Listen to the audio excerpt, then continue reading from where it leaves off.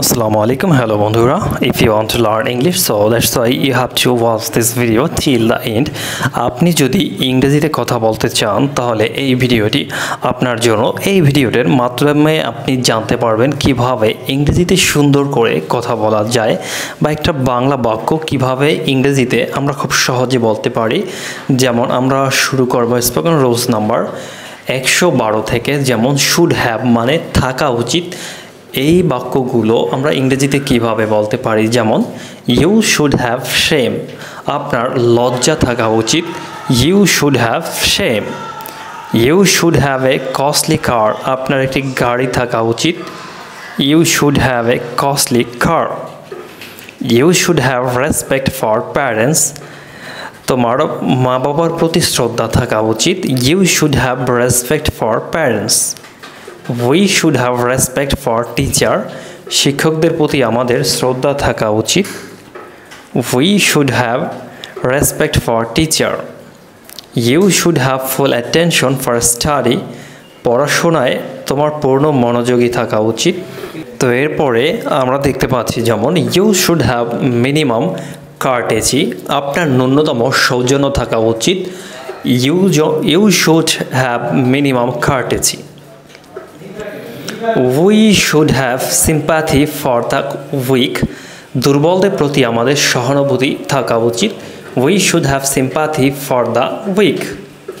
We should have skill on computer, আমাদের কম্পিউটারে দক্ষতা থাকা উচিত। We should have skill on computer. You should have idea about this, তোমার এই সম্পর্কে ধারণা থাকা উচিত। You should have idea about this. You should not have laziness, তোমার অলস থাকা উচিত নয়। You should not have laziness. Then আমরা দেখব হচ্ছে স্পোকেন রুলস নাম্বার 113, মানে থাকা উচিত ছিল। শুড হ্যাভ হ্যাড, তা আমরা কিভাবে বলতে পারি, যেমন আমরা দেখে নেই। You should have had shame, আপনার লজ্জা থাকা উচিত ছিল। You should have had shame.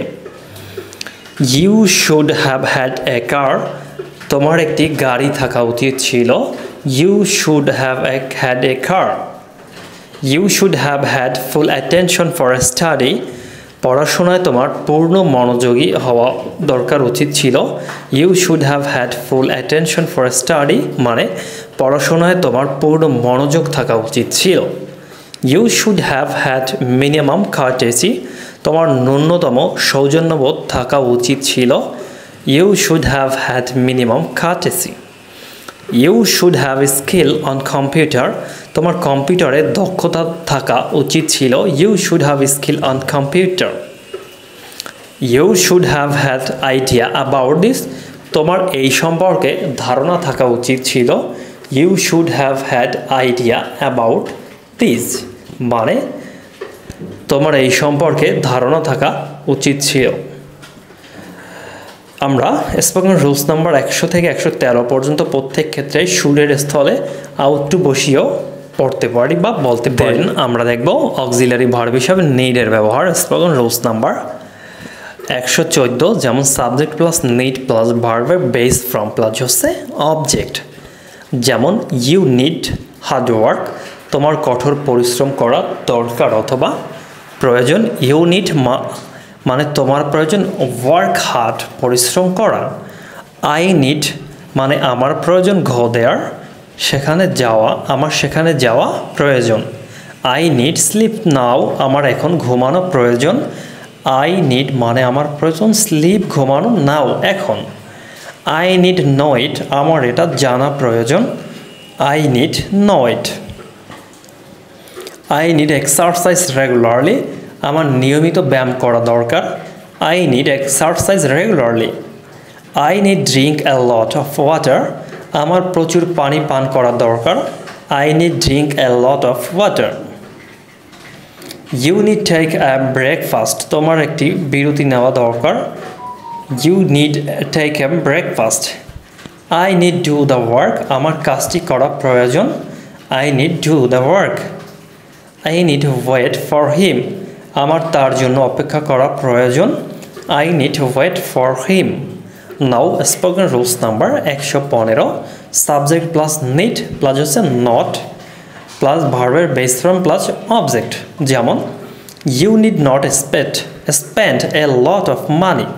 You need not তোমার প্রয়োজন নয় বা দরকার নয় spend ব্যয় করা a lot of money অনেক টাকা তোমার অনেক টাকা ব্যয় করার প্রয়োজন নেই then you need not wait for me তোমার আমার জন্য অপেক্ষা করার প্রয়োজন নেই you need not wait for me she need not come here তার এখানে আসার প্রয়োজন নেই she need not come here now we can see there you need not attend for the function তোমার অনুষ্ঠানে অংশগ্রহণ করার প্রয়োজন নেই you need not attend the function you need not come to my office তার আমার অফিসে আসার দরকার নেই he need not come to my office you need not accompany us তোমার আমাদের সঙ্গে থাকার দরকার নেই you need not accompany us you need not request for my promotion